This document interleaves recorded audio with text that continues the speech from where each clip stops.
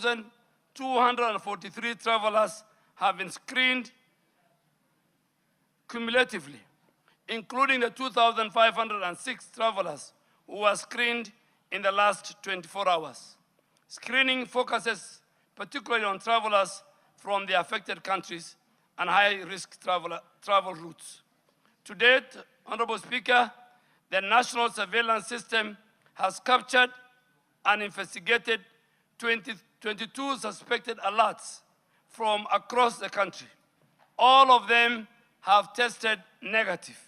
These alerts were reported from Nairobi, Kiambu, Uasin Gishu, Nyeri, Nakuru, Nyamira, West Pokot, Kisumu, and Bungoma. In the last 24 hours, 3 alerts from Nairobi, Uasin Gishu, and Bungoma were investigated and they were confirmed negative. Honorable Speaker, the Ministry has also operationalized the public communication mechanism, including the national number, toll number 719, which is our public health hotline, to facilitate communities to report, to do public inquiry, and to give health advisory. Public messaging is being disseminated through the national and the county channels in order to educate the public on the risk factors. Honorable Speaker, the second area you told me to address through the letter from Parliament was the preparedness of the public health facilities, the isolation units, the medical facilities, and trained personnel. Honorable Speaker, the House specifically requested a report on the level of preparedness of public health facilities, including isolation units, medical facilities, and trained personnel. And I want to confirm that the Ministry of Health has undertaken facility readiness assessment and continue to strengthen capacity at the national referral facilities and in counties considered at high risk. At the national level, Kenyatta National Hospital has prepared an 8-bed isolation and treatment unit and completed a dry run of how the index case will be handled. The facility has a separate waste management system to support the safe handling of infectious waste. The National Police Service Hospital has been assessed and has 49 beds ready for activation as part of the surge isolation capacity. At the county level, 29 counties have identified designated isolation and treatment sites. The Ministry of Health, the Kenya National Public Health Institute, and relevant regulatory agencies are undertaking on-site verification, quality assurance, spot checks to confirm that these facilities meet the required standard for infection prevention, control, patient flow, waste management, staff protection, and emergency referral. Honorable Speaker and members, these facilities are part of Kenya's national public health preparation architecture. They are not established for exclusive benefit of foreign nationals, foreign governments, or any special category of persons. They are intended to protect all persons within the territory of Kenya, including Kenyan citizens, residents, refugees, visitors visiting our country, diplomats, expatriates, and any other person who may require isolation, testing, or treatment based on the medical need and public health risk. This position is consistent with the Constitution, the Health Act of 2017, the Public Health Act, and the International Health Regulation 2005. If any person is identified within Kenya as a suspected or confirmed Ebola case, the correct public health response is to safely isolate, test, treat, and trace contacts within the jurisdiction where the risk is detected. On personnel readiness, Kenya has mapped a surge capacity of 241 expert responders comprising of 51 epidemiology and laboratory training program, 118 African volunteer health corps professionals, 72 basic health emergency management specialists, and these teams are on standby for deployment to support surveillance, contact tracing, case investigation, laboratory diagnosis, and field responses. Additionally, 1,069 national and county health workers have been sensitized on Ebola preparedness and response through a very structured virtual sessions. On-site training and simulation drills have been undertaken in Busia County and Busia border, where 60 health workers have been trained, and additional exercises are going on our plan for the county of Turkana and Trans Nzoia.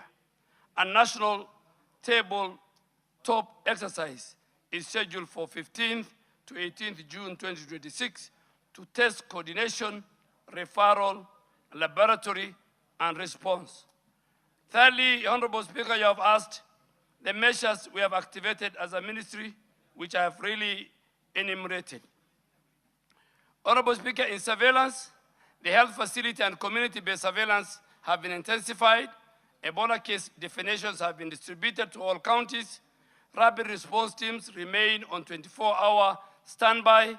Counties have also been directed to identify and operationalize isolation facilities, holding areas, and quarantine facilities. At our points of entry, screening has been strengthened through health declaration requirements, temperature screening, symptoms assessment, and referral protocol. Thermal scanners, holding rooms, ambulance systems are being reviewed and activated in all our priority ports of entry, including major airports and high-volume land border points. On our laboratory preparedness, the virus being an extreme biohazard, 4 laboratories have been designated for Ebola testing. The National Public Health Laboratory, KEMRI Nairobi, and KEMRI Kisumu, and a mobile laboratory deployed to Busia. These laboratories are equipped for molecular diagnosis with a mobile laboratory positioned to reduce the turnaround time in the border region. However, Honorable Speaker, I wish to be very candid with this House. While laboratory capacity is strong, the current stocks of specialized test kits, reagents, personnel protective equipment, which are estimated to support only approximately the first 200 suspects, are in place now. And this is why additional emergency financing and partner support are required to build a more adequate testing capacity. In infection prevention and control, the World Health Organization has provided 1,000 Ebola PPE kits, which are available in the country and being pre-positioned to support preparedness activity.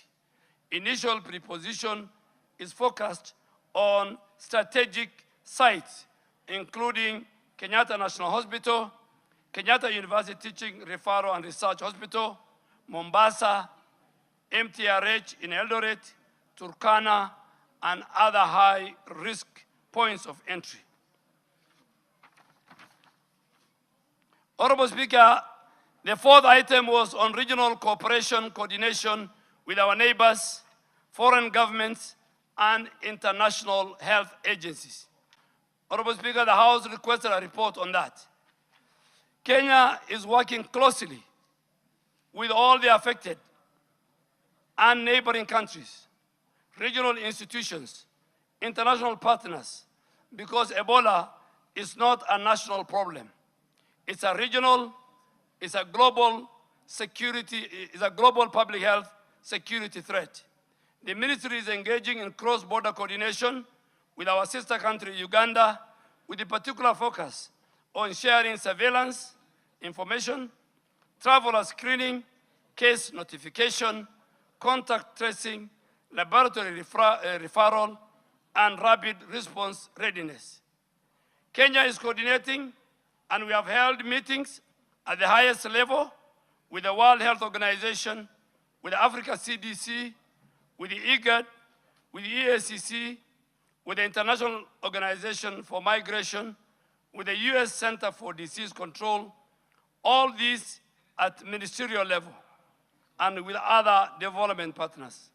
This cooperation is focused on surveillance, on laboratory support, on simulation exercise, on technical guidance, training, risk communication, logistics, and partner resource mobilization. And I wish to emphasize, Honorable Speaker, that international cooperation does not mean surrender of our national authority and sovereignty. All public health decisions within Kenya remain under the authority of the government of Kenya. International partners provide technical assistance, commodities, financing, training, and logistical support. Regarding the recent media reports alleging that Kenya has entered into an agreement with the United States of government to establish a quarantine facility for US citizens or foreign nationals, I wish to state it clearly that Kenya and the US government signed an agreement on cooperation in threat reduction, biological and infectious diseases engagement program on the 24th July 2015 during the state visit of our President and President Barack Obama. President Uhuru and President Barack Obama. The agreements were therefore approved by the cabinet then in April of 2016 and subsequently introduced in this House in Parliament, laid on the table of the House on the 19th of July 2016.